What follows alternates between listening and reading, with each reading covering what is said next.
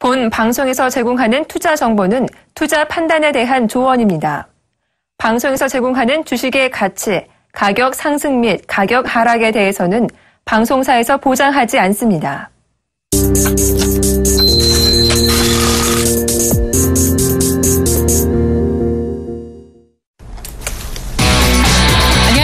종목 얘기 들려드리는 지수 탑5 시간입니다만 오늘 시장이 급락하고 있어서 시장 뷰부터 먼저 짚어보고 전략 세운 뒤에 종목 얘기 들려드려야 될 것 같습니다. 7월 28일 화요일장 장은 시작됐지만 사실상 시작이 된 게 아니라는 분석들이 있었습니다. 중국장이 어제 8% 폭락하면서 어제 우리 장의 분위기를 어둡게 했었고 오늘 추가 하락하면서 개장하였지만 중국 증시가 반등한다면 낙폭을 줄일 수 있을 것이라는 일말의 기대감이 있었기 때문입니다. 하지만 기대는 현실화되지 못했네요. 오히려 설마 했었던 중국 증시가 또 하락하면서 출발했습니다. 어제 8% 급락하면서 8년 5개월 내 최대 낙폭을 그렸던 중국 증시였는데 오늘 또 개파락 마이너스 4%대로 추락하면서 개장을 했기 때문입니다. 이 때문에 3%대에서 어느 정도로 낙폭을 줄일 수 있을까 눈치 보던 코스닥도 마이너스 3%대 굳히기에 들어간 모습인데요. 현재 주가인 726.68 정도 지켜주지 못하면 올 들어 한 번도 깨지 않은 60일 이동평균선도 하회하게 됩니다. 일단 글로벌 증시에서 전체적인 우려를 키우고 있는 중국 증시 왜 이렇게 이틀 연속 내리고 또 내리는지 전망까지 먼저 짚어보도록 하겠습니다. 오늘 특별히 미종산업경제연구소 조용찬 소장님 전화 연결되어 있습니다. 소장님 안녕하세요. 예, 안녕하십니까. 네, 워낙 중국 증시 분위기가 좋지 않아서 급하게 전화 연결을 좀 해보게 됐습니다. 어제 8%대 폭락세에 이어서 오늘 추가적인 급락. 어디까지 빠지겠습니까? 당초 3,500, 4,000선을 박스권으로 전망하신 바 있는데요. 네, 지금 그 상하이 증시 같은 경우에는 그 지수 상당 같은 경우에는 그 주가 수익률 21배 전후가 되는데요. 이렇게 되면은 4,025에서 4,314포인트 정도가 상단이 될 것 같이 보이고요. 하단은 그 현재 그 중국 증시의 역사적인 저점 수준이 16배 전후가 될 것으로 보여집니다. 이렇게 되면 현재 주가 수준으로 보면은 3,076에서 3,383 정도 수준까지 될 것으로 보여지는데요. 앞으로 중국 증시 같은 경우에는 아주 변동성이 큰 장세가 좀 형성이 될 가능성이 높고요. 또 이런 측면에서 봤을 경우에 개인들 같은 경우에는 중국 정부가 증시 부양책을 내놓는다면은 그 내놓는 그 상황 속에서 좀 현금화시키는 전략이 바람직하지 않을까 보여집니다. 예, 현실적으로는 개인 투자자분들이 직접 중국 증시 주식에 투자하시는 분들도 계실 테지만 중국 관련된 펀드에 투자하시는 분들의 손실이 이만저만이 아닌 상황입니다. 추가 부양책을 잇따라 정말 계속 내놓으면서 4,100까지 끌어올린 상황에서 또 한 번의 폭락. 여기서 부양책이 나온다 한들 이번에 올릴 수 있을까요? 향후 중국 증시의 핵심 변수는 뭐라고 생각하고 계신지요? 중국 정부가 내놓는 그 증시 카드를 보면은 직접적으로 주식을 사는 쪽에 치우쳐 있는데요. 주식을 산다는 자체는, 현재 중국 증시에서는 2주 동안에 무려 920조 원 정도를 샀습니다. 이렇게 엄청난 금액을 샀지만 주식 시세를 하락하는 건 막지를 못했는데요. 앞으로도 이 정도의 규모가 나온다고 하더라도 실질적으로 장에서 거래되는 신용 그 물량이라든지 개인들의 그 중소형주 물량들, 특히 중국에서는 1,400개 종목이 거래가 중진됐었는데요. 최근 거래가 재개된 종목을 중심으로 해서 다시 매물이 지금 나올 가능성이 높다는 점, 그리고 본격적으로 실적 발표 시즌에 들어갔기 때문에 기업들이 현재 유동성장에서 실적장으로 전개되는 상황 속에서는 계속적으로 그 실적 악화에 따른 그 펀더멘탈 악화를 우려하지 않을까 보여집니다. 그런 측면에서 봤을 경우에 계속 그 중국 정부는 여러 가지 부양책을 내놓겠지만 시장이 원하는 건 펀더멘탈 개선이거든요. 그래서 외국인들에게 개방폭을 확대시켜준다든지, 그리고 제도적으로 시중 거래를 대체할 만한 당일 거래 시스템이 도입된다든지 이런 쪽으로 중장기적으로 나가야 되지만 이런 제도는 하루아침에 되지도 않고요. 또한 펀더멘탈 개선까지는 시간이 걸린다는 점에서는 주가 조정은 당분간 계속 진행이 될 것으로 보여집니다. 네, 그러면 중국 관련해 펀드에 투자하고 계신 분들은 지금이라도 손실이 좀 있다 한들 매도 정리하는 것이 더 좋겠네요. 네, 지금 현재 중국 정부는 여하튼 다른 그 수단을 동원해서라도 지난 그 3,500선을 사수하기 위해서 노력을 할 것으로 보여지는데요. 현재 중국 증시가 추가적으로 하락하더라도 3,300 전후 선상에서는 기술적으로 반등이 좀 가능한 상황입니다. 이 때문에 중국 정부는 이때를 맞춰서 주식 그 매수에 나설 가능성이 높기 때문에 지금 추경 매도보다는 반등 시 펀드를 좀 일정 부분 줄이시는 전략이 좋을 듯 보이고요. 현재 중국 증시의 그 펀더멘탈이라든지 주가 수익률로 봤을 경우에 주가는 그 향후 한 6개월 정도 지나놓고 본다면 아마 그 지금보다는 조금 더 아래에 있지 않을까 이렇게 보여집니다. 네, 돈의 힘으로 증시 부양시키는 것에 한계가 좀 느껴지는 중국이긴 한데 전저점인 3,500선 사수는 당국이 많이 지키려고 안간힘을 쓰겠지만 아마 3,300 정도에서 이번에 바닥을 잡지 않을까 본다라고 얘기해 주셨어요. 당장 오늘 밤부터 이틀 동안 미국의 FOMC 회의가 진행이 될 텐데 중국 증시 분위기도 그렇고 앞서서 제조업 지표도 15개월 내 최악이었고 무엇보다 때문에 원자재 시장이 가뜩이나 달러 강세 속에 어려운 가운데 중국 시장마저 흔들리니까 더더욱 힘들게 진행이 되고 있습니다. 오늘 밤에 금리 올린다 쪽으로 얘기를 하기는 좀 어려울 것 같은데 중국 증시 분위기가 FOMC에도 영향을 주겠습니까? 아무래도 영향을 줄 수밖에 없는데요. 중국의 그 다국적 기업들의 이익이 대부분 그 중국에서 좀 벌어들이고 있는 상황인데요. 중국 경제가 악화됐을 경우에 미국 같은 경우에는 상품 가격 하락에 따른 영향도 받을 뿐만 아니라 기업들의 실적 악화도 영향을 받게 되는데요. 최근 그 중국 안에서는 그 미국계를 중심으로 해서 그 후광통 쪽을 중심으로 그 매도 물량이 나오고 있는데 7월 들어서는 무려 6조 1,100억 원 정도가 지금 매도가 나와 있었습니다. 앞으로 이렇게 주가가 하락한다면은 선전 증시와 홍콩 증시 간의 상호 주식 거래 제도도 아마 그 개통 시기가 더 늦어질 가능성이 높다는 점에서는 아무래도 중국 정부의 그 경기 부양 노력에도 불구하고 중국 경제가 지금 회복 속도가 늦다는 점에서는 아무래도 그 미국 연준이 금리 인상 시기를 좀 늦춰야 되지 않을까 이렇게 보여집니다. 네, FOMC에서도 금리 인상과 관련된 강한 톤을 제시할 수는 없을 것이다 라는 얘기 들어봤습니다. 성강통도 조금 지연돼서 시행될 가능성, 무엇보다 중국 관련해 투자하고 계신 분들이라면 3,300선 전후에서 바닥을 잡고 올라온다면 반등 시에 상품들 정리하는 것이 현명한 전략이겠다 얘기 들어봤습니다. 지금까지 중국 증시 급락에 따른 전망과 관련된 전략 세워봤습니다. 미중산업경제연구소의 조용찬 소장님의 긴급 분석 들어봤습니다. 소장님 잘 들었습니다. 예, 감사합니다. 네.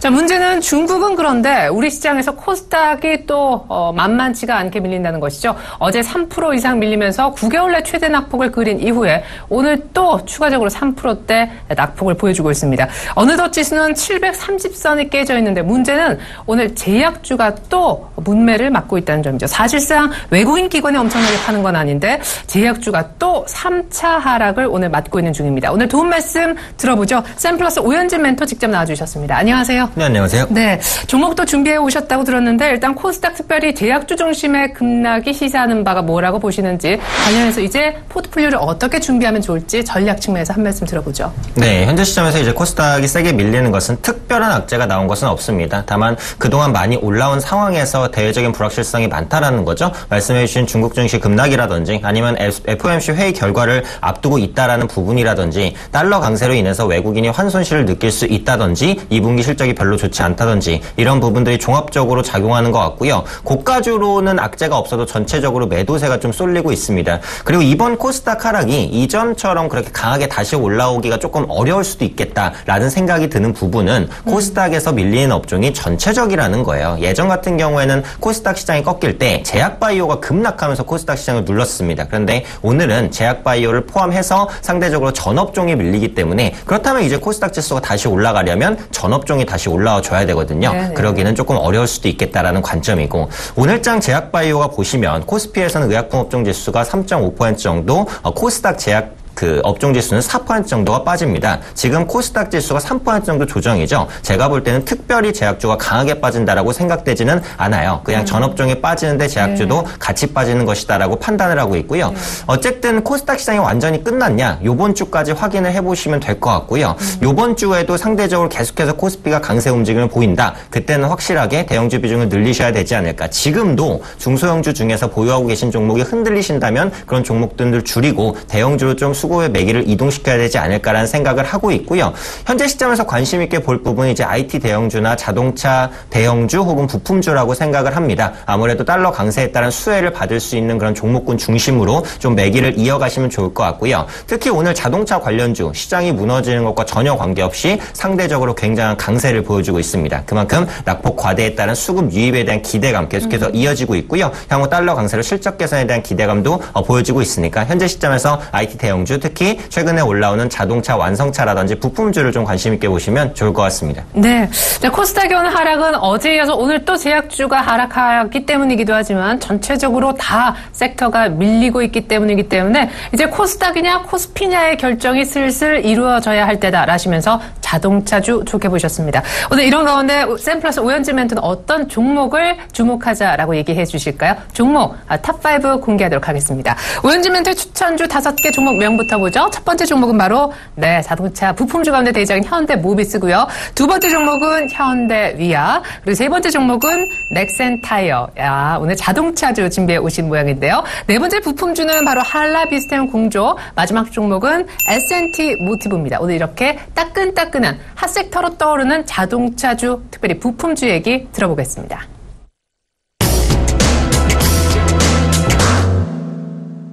자동차주 가운데 이 종목이 가장 덩치가 큰 것 같아요. 네, 바로 탑1은 현대모비스입니다. 완성차 대비해서 안정적인 실적이 기대가 된다.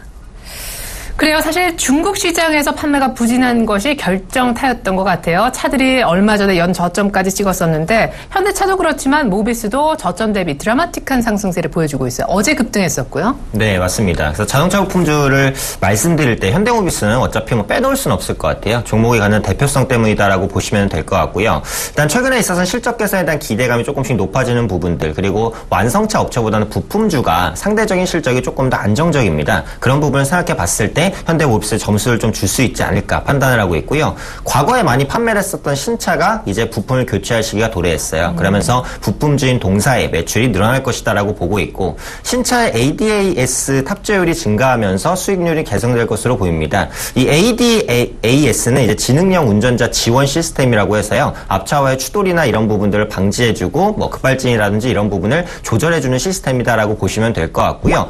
이어서 스마트카라든지 친환경차 부분의 핵심 부품을 현대모비스가 공급을 하고 있습니다. 최근에 보시면 이제 자동차주와 IT주의 거의 결합이라고 볼 수 있을 것 같아요. 자동차주의 IT적인 요소가 계속해서 들어가고 있고, 애플도 자동차 시장에 진출한다라는 얘기가 있죠. 앞으로는 IT와 자동차 업체가 거의 같이 갈 수밖에 없는 구조다. 그런 IT 부분의 기술력을 현대모비스가 가지고 있기 때문에 향후 스마트카 시장에서 현대모비스가 강점을 가질 수 있을 것이다라고 보고 있고요.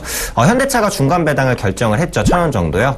그러면서 이제 현대모비스도 중간 배당이라든지 아니면 자사주 매입이라든지 주주 환원 정책을 계속해서 이어나갈 겁니다. 이런 부분들은 주가의 하방 경직을 강화해주는 부분이다라고 생각을 해주시면 되겠고, 말씀해주신 대로 현대모비스를 만약에 관심 가지고 계시다면 중국 부분의 판매 개선이 관건입니다. 그래서 중국에서 자동차가 많이 안 팔린다는 이유로 급락했었거든요. 그래서 중국 부분의 판매가 조금이라도 개선되는 움직임을 보여주면 현대모비스는 탄력적인 움직임을 보여줄 수도 있기 때문에 이런 부분들 체크하시면서 투자에 임하시면 될 것 같습니다. 네, 사실 2분기 컨센서스는 금융 부분 때문에 조금 이래저래 애매한 부분이 있긴 합니다만 대체로 예상치 거의 부합했다는 그런 얘기가 있습니다. 중국이 살아나면서 3분기 실적이 좀 뒷받침되면 본격 더 힘을 낼 수 있을 것으로 보이는데, 자동차 오늘 주목해야 된다 가운데 부품주 대장주로서 상징적인 의미를 갖고 있는 현대모비스 탑1으로 들여다봤습니다.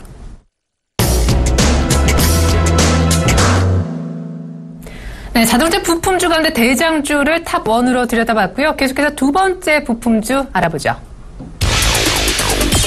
자동차주 살펴보고 있습니다. 부품주 가운데 탑2 현대위아네요. 자회사 합병에 따른 외형 성장이 기대가 된다. 네, 현대위아의 자회사 합병이 됐어요. 이 얘기 좀 들어보고요. 하반기 특별히 매출 증대에 따른 호평을 내놓는 증권사들의 리포트들이 많이 눈에 띄네요. 네, 맞습니다. 현대위아도 사실 자동차 부품주 중에는 빼놓기가 어려운 그런 종목 중에 하나다라고 보시면 될 것 같은데요. 이 자회사인 메티아와 위스코가 합병을 했죠. 메티아 같은 경우는 자동차용 철강 제품을 생산하고 있고 네. 위스코는 차량 부속 단조품을 생산을 하고 있습니다. 합병을 하고 이제 현대위아품으로 완전히 끌어들이면서 생산의 일원화를 구축을 했다라고 보시면 될 것 같고요. 네. 이게 최근에 이루어진 거 아니에요. 작년에 이루어졌는데 그에 따른 효과가 올해부터 가시화가 될 것이다라고 보시면 되겠고요. 국내 이제 뭐 현대차나 기아차가 조금 덜 팔리는 건 사실이기는 합니다만 그래도 잘 팔리는 게 있다면 K 시리즈입니다. 바로 기아차의 K5를 중심으로 이번에 K5가 또 신차로 나왔거든요. 네. 앞으로도 K 시리즈는 비교적 양호한 판매량을 이어갈 것으로 보여지고 있기 때문에 K5 디젤도 나올 거예요. 네, 맞습니다. 그러면서 이제 관련해서 부품을 공급하고 있는 현대위아의 실적 개선에 대한 기대감 가져보시면 좋겠고요. 네. 특히 현대위아는 SUV에도 부품을 많이 공급을 하고 있어요. 요즘 차량의 또 대세 중에 하나가 SUV라고도 할 수 있을 것 같습니다. 네. 그래서 SUV 판매량은 국내뿐만이 아니라 글로벌적으로도 일반 세단보다 판매량 거의 5배 이상 증가하는 급증하는 모습 보여주고 있거든요. 네. 이런 부분의 수혜도 기대해 보시면 좋겠고요. 끝으로 엔저 완화로 기계 부분 이익 개선이 기대됩니다. 현대위아는 원래 위아중공업이라는 기계업체부터 시작했어요. 근데 기계업체가 잘 모르시는 분들 계실 수 있지만 자동차만큼이나 일본과 경합 관계가 굉장히 큽니다. 그래서 어제 두산인프라코가 급등했던 것은 엔저가 완화된 영향도 굉장히 크다라고 생각을 하거든요. 네. 그래서 이 부분 때문에 영위하고 있는 매출의 약 한 20% 정도 담당하는 기계 부분의 매출도 개선될 것이다. 전체적인 실적 부분의 턴어라운드가 하반기에는 가시화될 것으로 보여지고 있기 때문에 현재 시점에 바닥을 치고 올라가는 흐름 기대해 보셔도 좋을 것 같습니다. 네, 현대위아도 역시 바닥권에서 꽤나 올라온 상황이긴 한데 무엇보다 자회사 합병이 지난해 이루어진 것에 따른 시너지가 올해부터 본격화될 전망, 무엇보다 SUV에 따른 부품 그리고 K-시리즈의 부품을 또한 공급하고 있다는 모멘텀, 확실한 모멘텀이 되겠네요. 현대위아 얘기 탑2로 들어봤습니다.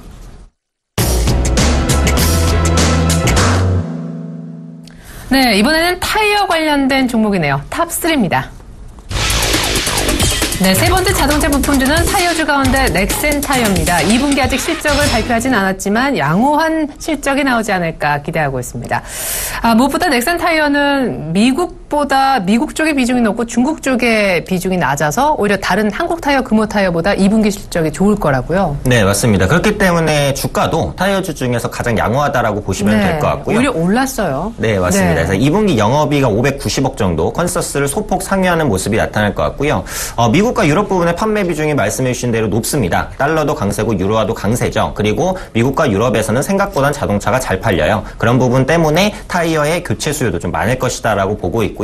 무엇보다도 핵심은 고부가 가치 타이어입니다. 빗길, 빙판길, 눈길, 뭐 일반 평길 할 거 없이 이제 다양하게 이제 사용될 수 있는 그런 타이어의 매출이 증가하고 있고 일반 타이어보다 2-3배 정도 비싸요. 그만큼 가격 판매 단가가 올라가는 효과까지도 기대할 수 있겠다라고 보시면 되겠고요. 끝으로 미국의 중국 반덤핑 관세부과의 반사 이익도 기대가 됩니다. 중국이 싸게 타이어를 미국에 파니까 미국이 이제 중국산 타이어에 관세를 많이 매겼죠. 상대적으로 한국 타이어가 많이 팔릴 수 있는 여건들이 마련되고 있다라고 보시면 될 것 같습니다. 예, 그래요. 넥센 타이어는 사실상 다른 타이어주 대비해서 많이 견고한 주가의 흐름을 보였는데 이유인즉슨 중국 쪽의 비중이 낮았던 것이 오히려 호재가 됐었다라고 얘기해 주셨습니다.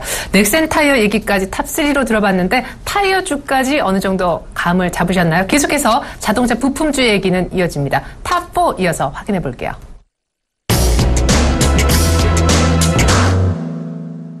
네 번째로 들여다볼 자동차 부품주는요. 한라 비스테온 공조입니다. 유로화 반등에 따른 수익성 개선이 기대가 된다. 사실 유로화 약세가 되면서 엔저에 우리가 피해를 보듯이 똑같이 상당한 피해가 있었던 것이 자동차 쪽 한라 비스테온 공조였었는데 최근에 한국타이어하고 사모펀드하고 같이 해서 인수가 됐었죠. 그래서 사명이 한온 시스템으로 변경이 됐더라고요. 네, 그렇습니다. 네. 그래서 한라비스태용 공조 같은 경우 뭐 서명 변경이라는 기업 내용 변경과는 크게 관계는 없는 네네. 내용이긴 하지만요. 어쨌든 그런 부분들 참고해 주시면 좋겠고요.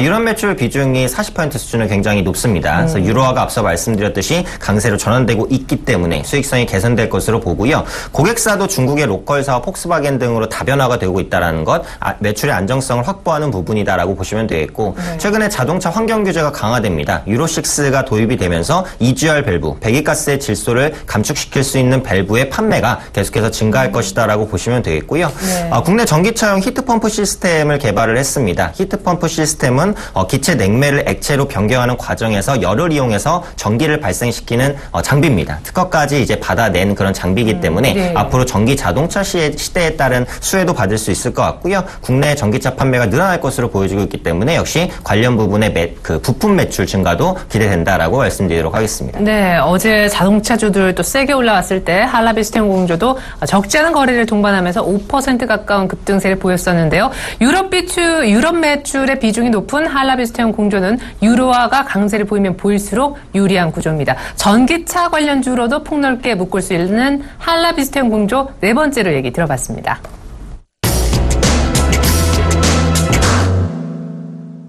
빠르게 달려왔네요. 어느덧 마지막 자동차 부품주입니다. 오늘의 탑5 자동차 부품주 가운데 마지막 주자 S&T 모티브입니다. 견조한 실적 개선세가 지속될 것이다. 네, S&T 모티브는 최근에 좋은 소식이 있었어요. GM 쪽에 수주를 올리면서 사실상 북미 시장까지도 이제 성장성이 상당히 엿보이게 됐다라고 하는데 주가는 5, 6월 달 계속 좀 횡보하면서 약간의 신고가 움직임이 있다가 최근 아주 얕은 조정 이후에 다시 횡보권 가격까지 끌어올렸습니다. 역시 실적이 뒷받침되니까 별로 흔들림이 없네요. 네, 맞습니다. S&T 모티브는 자동차 부품주가 맞냐 싶을 정도로 주가가 굉장히 좋았는데요. 맞아요. GM이랑 매출 비중이 굉장히 높아요. 근데 제너럴모터스의 자동차는 계속해서 잘 팔려왔었기 때문에 현대 기아차에 대한 의존도가 거의 없는 S&T 모티브가 강세를 볼 수 있었다라고 보시면 될 것 같고요. 네. 해외 매출 비중이 80% 육박합니다. 그만큼 달러 강세라든지 유로화 강세에 따른 수혜를 가장 크게 받을 수 있는 종목 중에 하나가 바로 동사다라고 보시면 되겠고요. 최근에 국내 차량의 자동화 수동 변속기 장착률이 증가하고 있어요. 그러니까 오토와 수동을 계속해서 이제 뭐 변경할 수 있는 사용자의 취향에 따라 변경할 수 있는 그런 시스템입니다. 수동을 좀 원하시는 분들도 있거든요. 그래서 네. 그런 부분들 때문에 이 바로 자동화 수동 변속기의 장착률이 증가하고 있다라는 부분, 동사가 그동안 많이 올라오기는 했지만 수급도 계속해서 견조하기 때문에 신고가를 돌파하는 흐름까지도 한번 기대해 볼 수 있는 종목이 아닐까 생각하고 있습니다. 네, 사실 S&T 모티브는 방산 부문의 매출이 계속 뒷받침되고 있었어서 실적이 참 탄탄할 수가 있었었는데 최근에 기관의 연속적인 매수세가 유입이 되고 있습니다. 곧 신고가를 또다시 보여줄까요?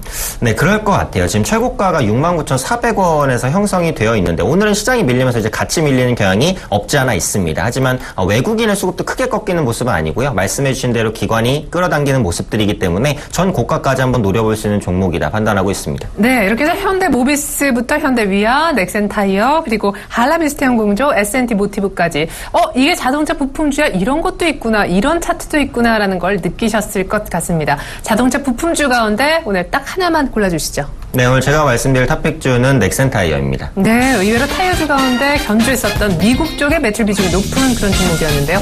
가격 잡아주시고 못다한 얘기가 있으면 설명 덧붙여주세요. 네, 넥센타이어는 이제 부품주 중에서 딱 생뚱맞게 어떻게 보면 타이어 업체가 하나가 딱 있어서 네. 탑픽일 수도 있겠다고 생각하실 수도 있을 것 같은데 네, 네. 왜냐하면 저는 자동차 부품주를 당장에 이제 비중을 실어서 실는 건 좀 무리가 있을 것 같아요. 다중바닥 시연 후에 잡거나 아니면 분할로서 매수를 하셔야 된다고 생각을 하고 반면에 넥센타이어는 이미 호실적을 보여주고 있고 향후 실적에 대한 기대 그리고 차트도 바닥권에서 이미 턴어라운드를 했기 때문에 현재가에서도 매수가 가능하다고 판단을 합니다. 그래서 오늘의 탑픽주로 말씀을 드리고요. 14,050원에서 움직입니다. 오늘 1.8% 정도 반등하는 흐름인데 바닥을 다지고 반등하는 모습 아직 방향성이 정해지지 않았지만 상방으로 움직일 것이다 라고 판단을 하고 있고요. 목표가는 이제 17,000원 정도까지 말씀드리도록 하겠습니다. 그 다음 저항대가 되는 가격이고 현재 수준의 실적만 하반기까지 이어간다면 충분히 도달할 수 있는 가격권이다라고 판단을 하고 있고요. 손절가는 13,000원 지지선으로 설정을 해드리도록 하겠습니다. 기술적인 지지선이 되기도 하고 심리적인 지지선이 될 수도 있는 가격입니다. 그런데 이런 자동차 부품주는 올라가더라고 그렇게 빠르게 막 튀면서 올라가진 않을 것 같아요. 중기적인 시각으로 좀 여유 있게 바라보시면 좋을 것 같습니다. 네, 그래요. 넥센 타이어는 미국 쪽의 매출 비중이 중국보다 높고 달러 강세에 따른 또 수혜도 자연스럽게 기대해 볼 수 있는 그런 종목입니다. 현재가 정도에서 매수 목표가 17,000원, 손절 가격 바로 한 가격 전에 레벨 다운된 13,000원이라고 제시해 주셨습니다. 지금까지 탑5 분석의 샘플러스 오현진 멘토의 도움 말씀 들어봤습니다. 고맙습니다. 네, 감사합니다. 네, 코스닥은 계속해서 3%의 급락세가 유지가 됩니다만은 올 들어서 한 번도 깨지 않았었던 추세선인 60일 하단이 바로 지금 정도의 가격이 되겠습니다. 이 정도만 지켜주면 향후 반등에 대한 기대도 충분히 해볼 수 있을 시점인데 오늘 종가에서 이걸 지키지 못한다? 기술적으로는 일단 안 좋은 신호가 뜬다 하겠습니다. 이상으로 증시 탑5 마치겠습니다. 시청해주신 여러분 고맙습니다.